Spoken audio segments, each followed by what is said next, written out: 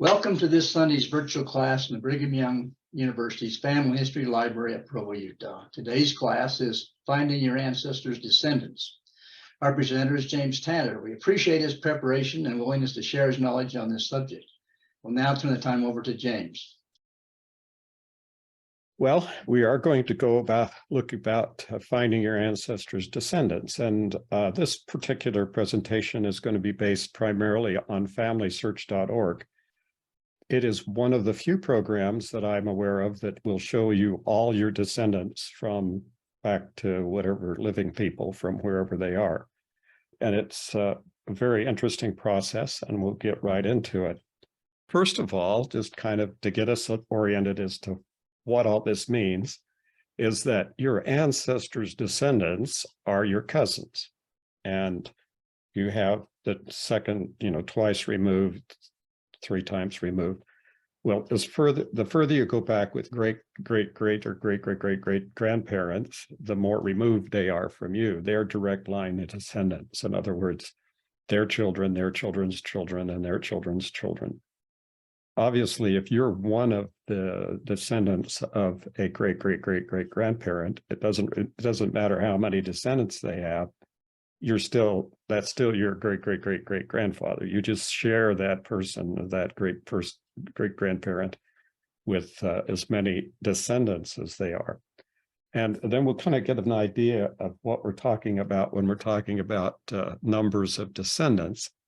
This is a notice I received yesterday, and I understand that the numbers have changed dramatically since yesterday and will continue to change during this week. This class is being presented the beginning of the week before the Roots Tech Conference of 2023. So the numbers here are going to be a snapshot of what was happening yesterday, about a week before the conference. So I had, when I signed into this Relatives at Roots Tech kind of app that they have for people who are registered, if you opt into this, if you choose to be part of Relatives at Roots Tech, then they'll put this up. I really don't have a lot of time to view relationship, but I have 6,401 cousins. But you might be surprised if you, I analyzed this, I looked at it, I thought, well, what am I going to tell people that why would I have 6,000 cousins? Well, by the time I finished registering, by the way, we'll go on, I had 12,124, so it had doubled in about 10 or 15 minutes after I was doing this particular registration. These numbers are basically based on the family tree. So if you have you have to have your some kind of connection in the family tree. Some you have to put your information in to some extent, and it obviously depends on how many connections you have as you go back. If you have put, let's say you start a new part of the family tree in Family Search, and you put in you and your parents, and they don't register for Roots Tech, then you probably won't have any relatives in Roots Tech because they won't have any way to know if you're related. So the larger the more time you've spent putting names in Family Search, then the larger this number. And of course, I have a little bit of a head start on most of you because I started 40 years plus ago. So after 40 years, I've managed to accumulate a vast number of relatives around the world. And the interesting part about this is where all these relatives are. So you see it jumped a bit. This is the number that it just keeps jumping up as we go along. But I think that's the total number of people on the program, because if I'm already, it says total participants. So that was the number yesterday, and I understand by today it has doubled. But you can see that there are people all around the world. I have more than 100,000 relatives in the United States or wherever. And so this gives you kind of a global perspective and how I managed to get relatives in China and all throughout Africa and South America and other places, I have no idea. But that's kind of an interesting thing to discuss and to view and to find out that you really do have all these people. And by the way, this works for people who are registered online as well as registered at the live conference. So don't hesitate to register for Roots Tech online, because there's no charge. And so you'll get the complete impact of this. But before you begin descendancy research, this is something that I go through repeatedly with people. It's very common when someone will come in at the library, or they'll contact me directly and say, I need some help. I'm trying to find John Jones, and he lived in England and he was probably christened around 1740. And I go back to him and I go, and you're looking for what? And well, we're looking for his parents. And so the answer is, well, I need to know before I can help you. And this is kind of my polite way of putting this. I need to help before I can help you. I need to get some idea how you're connected to this person. So we sit down and we go through their family tree portion, their pedigree, back to the connection of that person. And in each case, we look for a valid sourced parent-child relationship for each generation. Now, what does that mean? It means that we have a document, a historically valid, genealogically sourced document that says this person is the child of this person. Okay? So that's kind of the simple basis for this whole idea of doing genealogy. So I clicked back on one of the lines that I have, that I happen to know a little bit about, let's say more than usual. And I clicked back and I just stopped clicking after a while because I figured this probably illustrated it.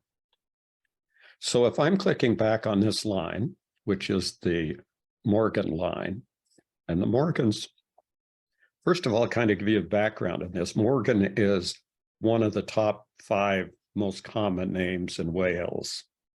And it's also common in England, and it's also common in Scotland, and it's common in lots of other places. It's a tremendously common name. But what's happened in this line of Morgans that goes back is that at some point in the line, they just decided they would jump to somebody that they could find easily, that was famous and had the name Morgan. And so they just kept going back and back, and they just picked up all the Morgans. So this is line that is kind of blatantly not supportable by any historical documents. If you look over here, the person in the middle of this pedigree is Llewellyn Ifor Bedry, and he has 0 sources, 0 memories. I mean, there's nothing in here to support this. And the interesting thing about it is you look down at his birth here on the right-hand side, you'll see he's in, I'm not going to try to say all that, Sedgwick or Monmouthshire at Wales, and this other place. So he's born in 2 different places, and they're 2 different parts of Wales. And so he's quite a unique character since he was born twice in 2 different places. But this is kind of what happens back in these records. And because you don't focus on the place where he was born, you assume that there's some kind of source, because here it gives you a date and it gives you a place where the person was born. Well, let's look a little bit further here and see what happens. That's a little bit closer look at what he did, what that record shows. So then if we just do a little bit of research, we find that these people are all on a Welsh wiki. So this page it's the Wikipedia, because it is originally in Welsh and it's translated in English. The interesting thing about this particular document is it says, we have few solid facts about him. Well, if you have few solid facts, then you don't have any facts. So this is basically, this person was taken out of some kind of oral history or poetry from Wales. It's kind of like saying you were related to King Arthur and all of the different kinds of different kinds of things that have been written about whether King Arthur was actual person or whatever, and they're still kind of out. The history and all the writings and everything are still kind of out on maybe and maybe not for Arthur, but for these guys, there's not even that much interest. Not that many people are looking for them. So where did this line really end? Now, when I say that, what I mean is, where was there someone added as a parent with no source? There's nothing that shows us where they got the information or that there was any information. So if we look at this, what we're going to find is that, and come down the whole line here, we also start looking and see if there anything about this person that we need to know, this Welyn Api for Bloody Pedri. And it says, basically, I clicked on whether I was related, view my relationship, and I wasn't even related to this thing because he's beyond 15 generations and they're not going to say you're related. So Family Searches at least puts some limit on the total number of generations you can go back before even they believe or even want to believe that you're related. So I went up the line from me up back through my Morgan line, which is my mother and my grandmother and my grandfather and his family going back, the Morgan family. And I found this record. This is Gerard Morgan, and it says that he's in the entry for Gerard Morgan, Virginia birth. Well, that's Gerard Morgan and his son, Gerard Morgan, and the son was born in an entry. Well, this is Gerard Morgan, who was born, and that 1584 doesn't have anything to do with anything because he was born in 1755 and his son was born a number of years later. So none of these, I'm not going to go through the whole discussion of each of these sources, but none of these sources show who Gerard Morgan's father was. There's just nothing there that shows who the father was, even the book, which is a book down at the bottom of the page. So from this point on, going back, there are no source records documenting a parent-child relationship. And that means this is the end of the line. Now, so why am I saying this? Well, because we're going to be talking about doing descendancy. And to do descendancy, you have to pick an ancestor back on your family line and then start researching all of their descendants, all their children's children, so forth. And so when we're talking about that, it's very important to find out whether you're related to this, because if you're not related to it. So here's the difference. The difference is Gerard Morgan was around 1755 as opposed to 1220. I mean, that's 500 years of stuff that if you wanted to go back and start back 500 years, then in the past, then you'd probably have a whole different world to work with, obviously. So this is kind of a rule of thumb. Now, rules of thumb are helpful because they give you a guideline. And then when you get out of that guideline and you say, well, this is an exception to the guideline, then you pretty well are, the burden's on you to show that there's some reason why you would go past this line and that you have some kind of valid source material that talks you back for that far.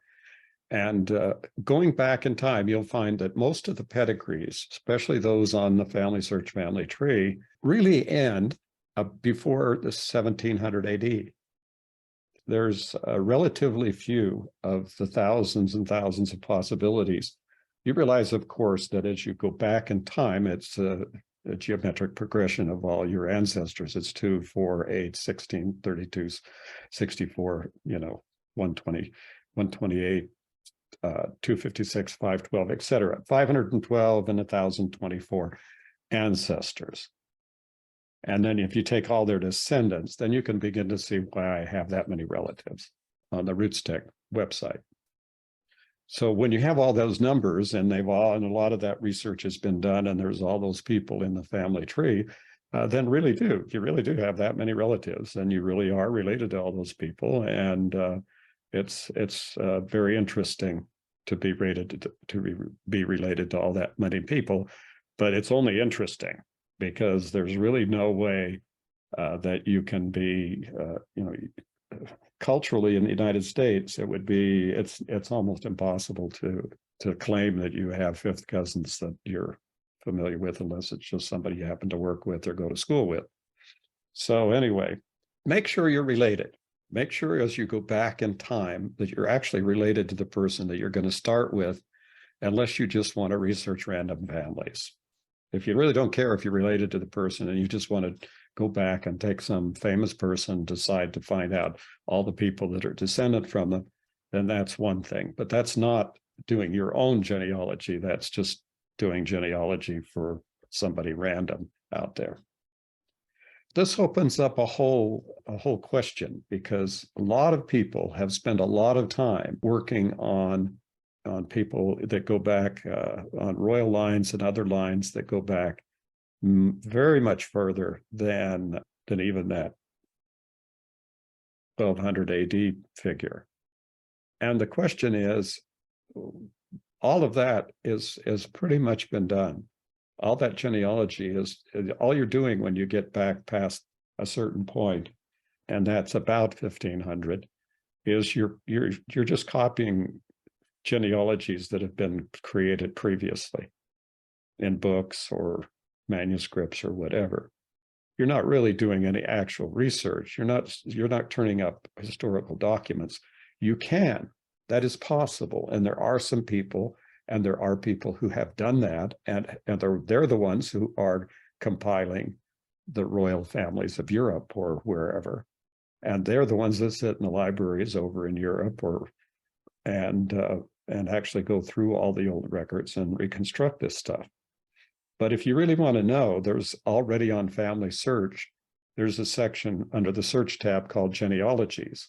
And if you go in there, there's a community, they're called community records or communities. And when you go into the community, you'll find, if you search for royalty, that there's a section in there on the royalty of Europe. And that's the compiled area of every single person who they can document as having royalty, be part of the royalty in all of Europe. And it's been worked on now for close to 100 years now or more. So I would suggest that you can, that's why I'm saying don't waste your time. It's all there. If you want to copy it out, that's great. But I think that's primarily not something that I personally would be interested in doing.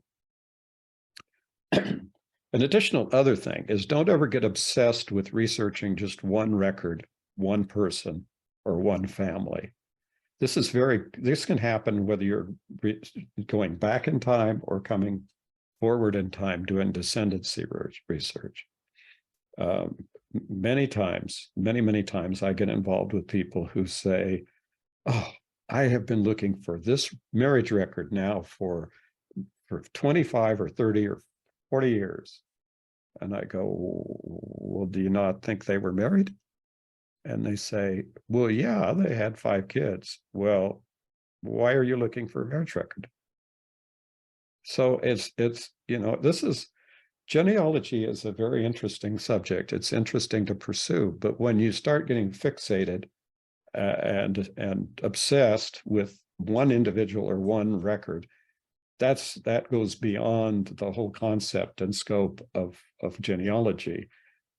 If you are really interested because you have a very unusual or a really interesting grandparent, and you want to do research on that person to write a book or a life history or a biography or whatever, I mean, that's legitimate pursuit. That's fine. But if you're trying to accumulate and find out all the people, or in other words, if the idea here is to make connections and get additional people into the family search family tree, for example, then don't get stuck on one person or one family or one record. And it's just a caution.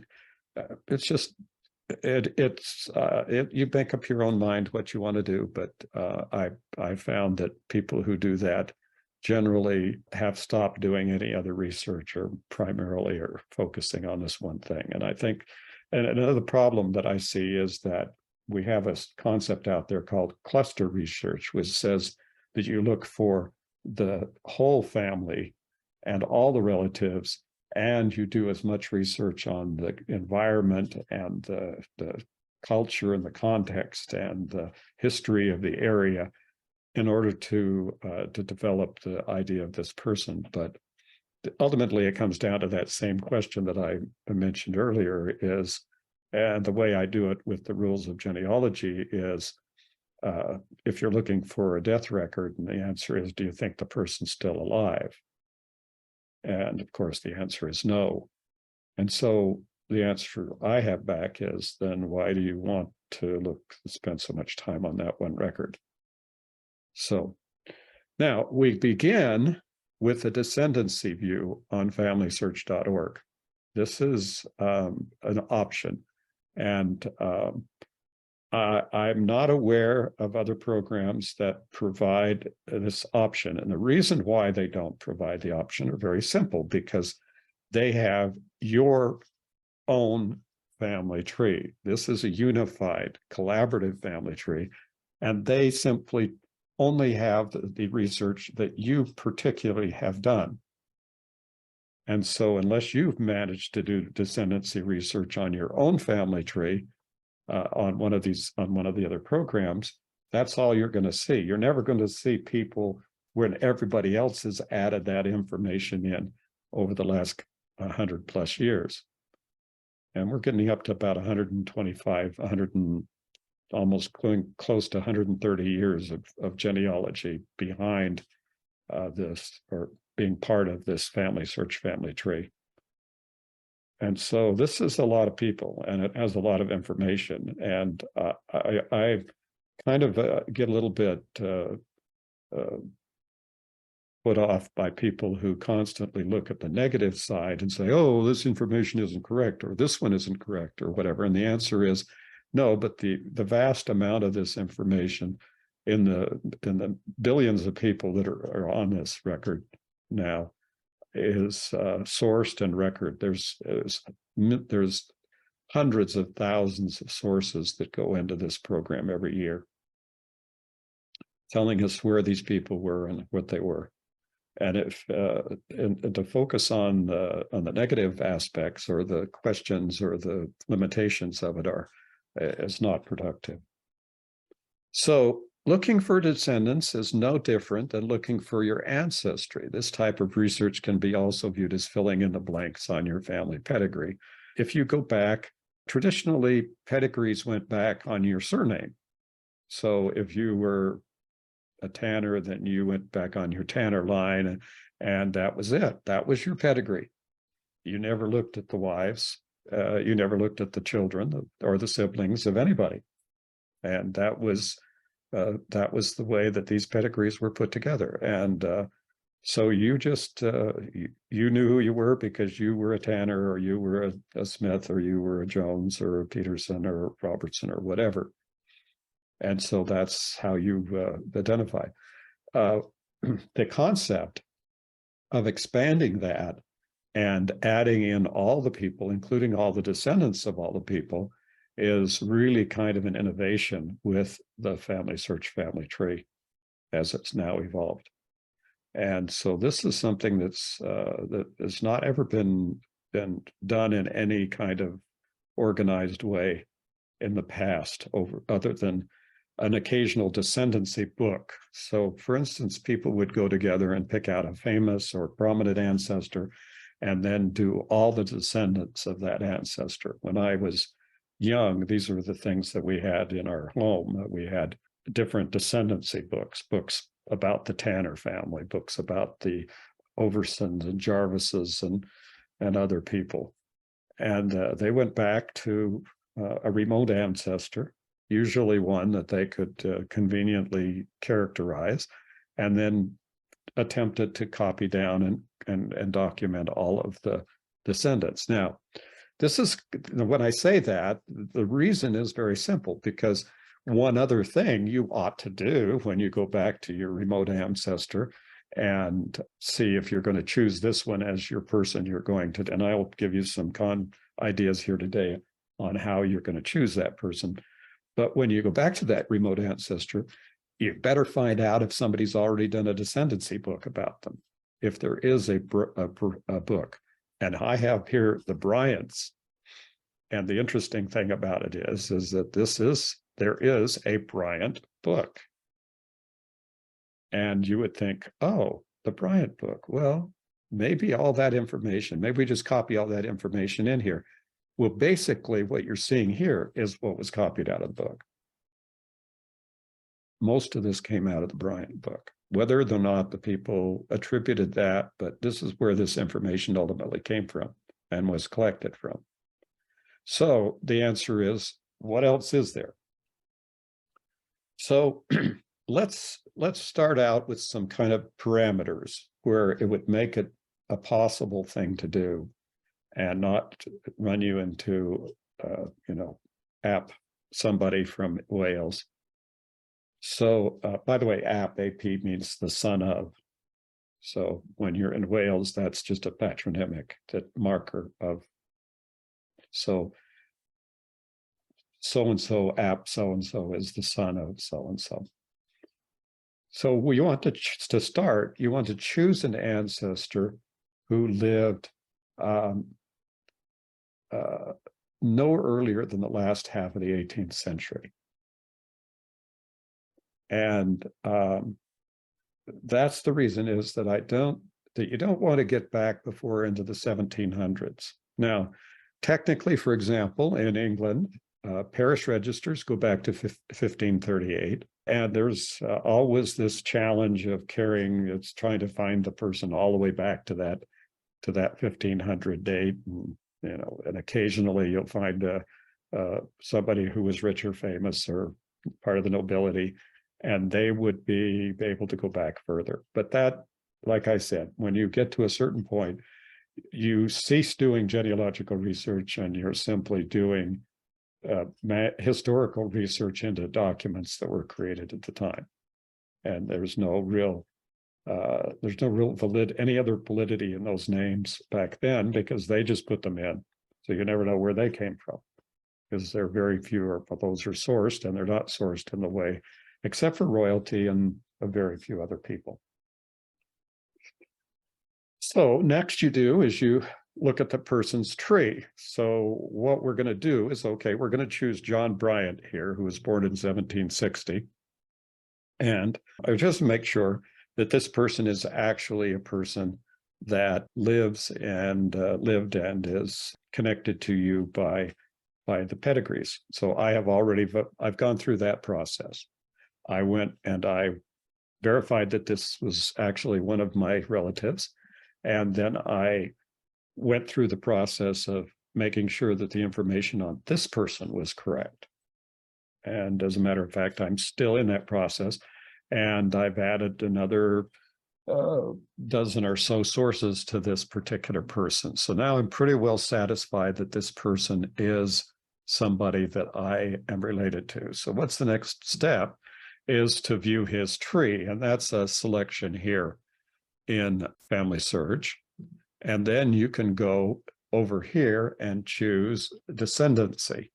So you have the standard landscape, but this is the Descendancy view. So now you can see John Bryant, Jane Watson, and their children.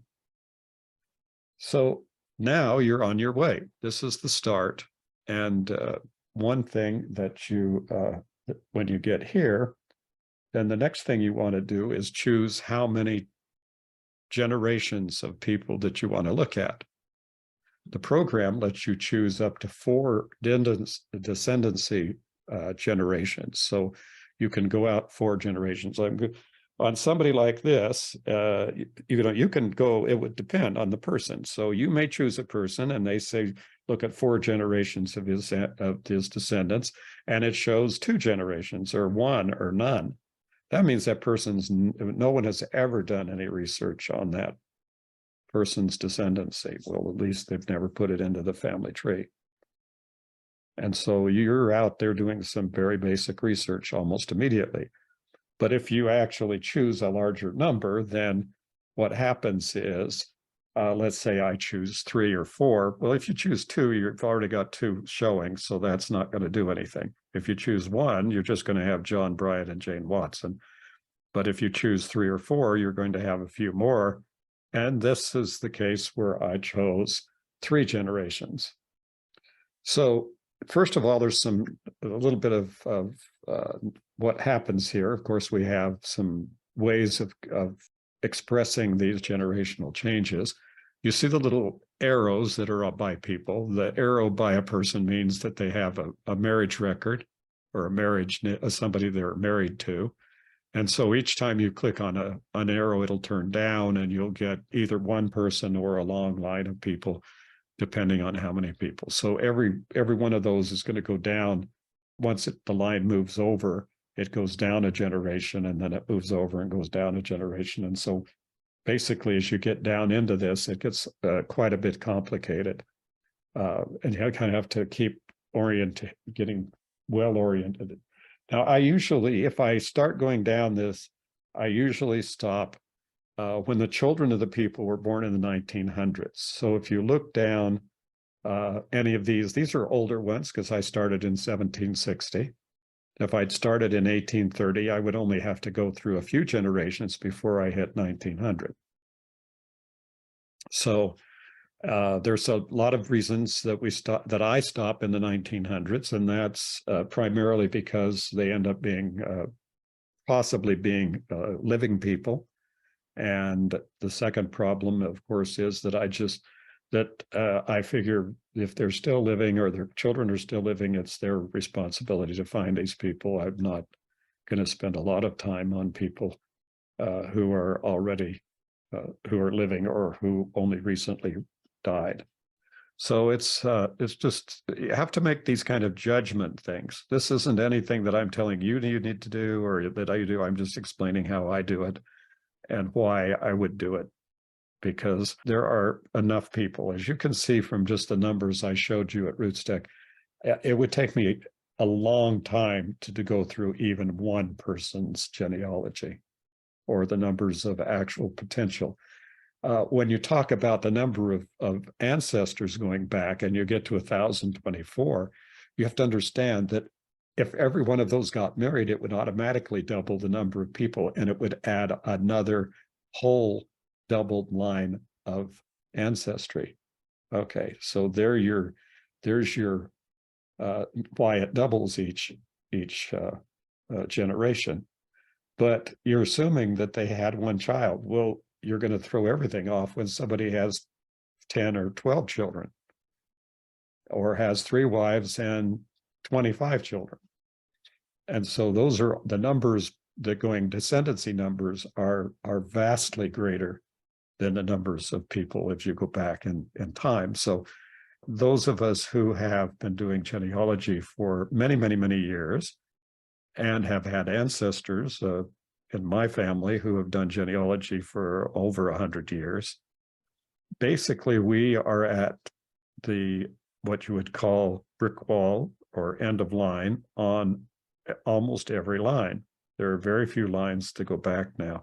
I've spent the last 40 years going back on end of lines, and we extended every single one of my 6 generations lines, except about 2 into the 7th generation, and then it gets really spotty. but that just means that we have tried on every line. And so we're turned around and going back the way, just saying, let's go the other direction. So we're going down and getting all their descendants. So now here's some way to start. The first one you start is with people who have few or no sources. And how do you know that? Well, Family Search tells you that. So if you click on there, it'll tell you, if I clicked on this, Mary Bryan in 1817, and she has one source. Another way that happens is through some other things that we'll look here. So what are the other things that I would look here? I don't necessarily need to do all these people over again. In other words, I don't have to do research. If I click on find, there's a lot of information about this individual. I have no particular reason to write a biography on any one of these people. So I would just go ahead and make these kinds of distinctions. The first one here is I have a person named Henry Woodson Morgan. He lived from 1830 to 1895, 65 years, and it doesn't show that he was ever married. So the question is, did he ever get married? Now, if he did get married and it was never discovered or entered into the family tree, then I would have a marriage and another person. And then I would also have the potential that they had children. And so it's possible that this person in the family tree was married, had children and descendants, and there could be 100 from 1830 to the present. There could be 2,000 or 3,000 people out there that you would need to look at.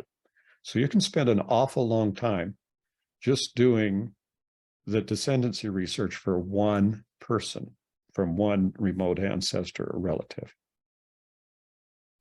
So the second thing is to look at someone who says that they were born, and this one is Woodson S. Morgan. See, the names are the names are just repeated over and over, which also is something else you have to watch out for. But this is 1840 and he's deceased. Well, how long did he live? Did he die as a child? Did he die when he was 20 years old? Did he die when he was 80 years old? And if he did he ever get married? So this is really the same question as the one who doesn't show a marriage, but it adds the other problem that doesn't show when he died. So this is another opportunity. It's just a way it shows you that there's an opportunity here. The third one is parents who have no children. Back in that time period, that's unusual. And so it's very likely that these people had children. Now, there's another thing that's important about this. These people were people in the United States and in England, and more actually in Wales also. But these people go back so many days. Most of these people are in the United States. And it's interesting that if they were born in 1819 and they died in 1893, they're in the 1850, 1860, 1870, and 1880 censuses. We're talking about 4 different census records. And if they were 1819, they were about 20 plus years in 1850. They could be there and show their parents. So there's a lot of information that's relatively accessible about people who are in this time frame. And that's another factor in choosing the names. So if you focus on the people who have no sources and have one of these criteria, then you, like Jane Bryant, has no sources because Family Search tells you there are no sources. And then she was born in 1855, so she would be in the 1860, 1870, 1880. And if this were in England, she'd be in the 1861, 71, 81, 91 censuses. So this person is going to be fairly easy to determine if she died early. And I don't like to use the word easy, but it's doable. It's doable to find a person like this in the census, particularly if other people in the family have already been sourced, because then you have a sort of an idea of exactly where to look. Now, here's the other problem. When you get to this point and you start doing the research, you may find that this family is total disaster, that none of these people are really related. They don't have anything to do with each other, and they are, and it was just all made up. Well, then what you do is correct it all. So you go back up the line and start again and start correcting it until you find the correct ancestors. And of course, when you do that, you get more people. Down here, there is a source, but it says that it's a legacy source. That means it's a source that, who knows? So when they have census records, to look for people who may have had children where there are census records, because that'll really help. So don't make things harder than they already are. There's lots of ways to do this. And that means that you're getting into information that obviously has got really nobody knows where these people were, and there were never any sources, and like that's like going back and back in time. So you don't want to do that. James? Yeah. There's a question that says, how do you see what is in the sources that say legacy new family search source? Usually nothing. It just says that. So you kind of have to take it on faith that there was something there. I've found almost none of those legacy sources have any. They don't have links to anything.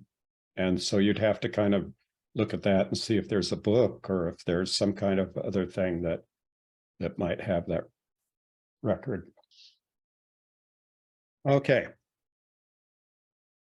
So use all the possible resources. I mean, this is just doing research. So you're going to do the research.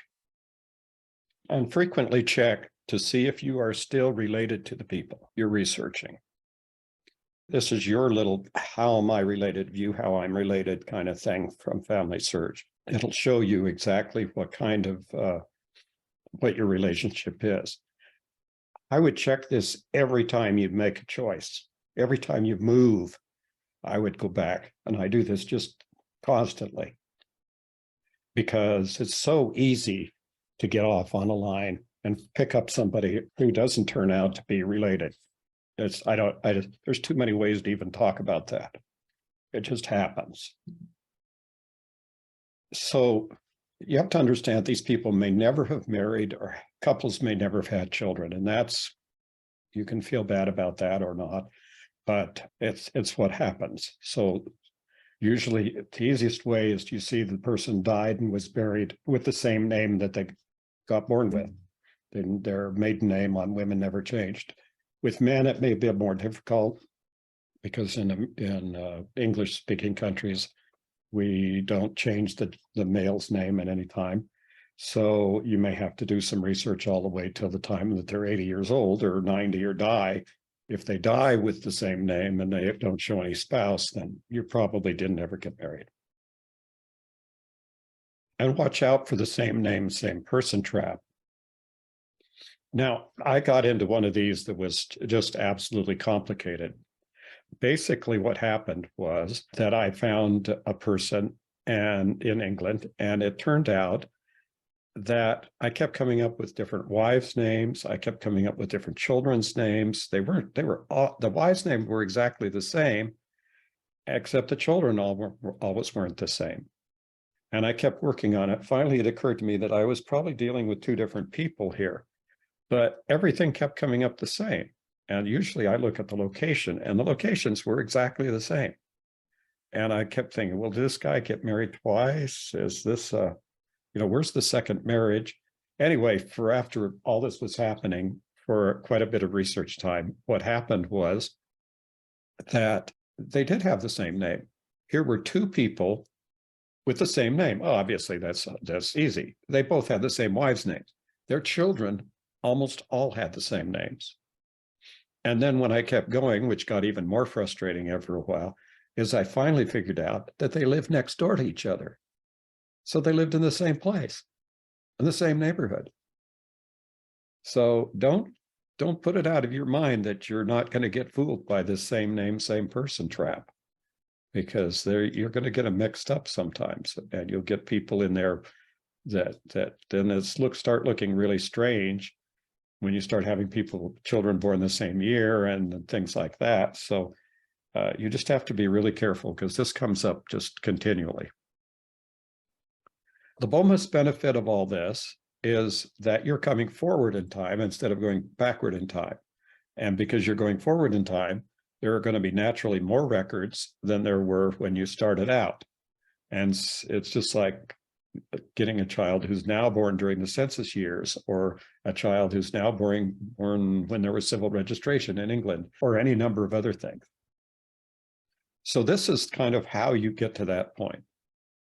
And the big goal here, and the bonus, is that you'll never run out of people to research. The numbers are way more than you can possibly imagine. And so there's always a new family to look at, a new place to look, and new information to be added to the family tree. Okay, well, thanks for watching.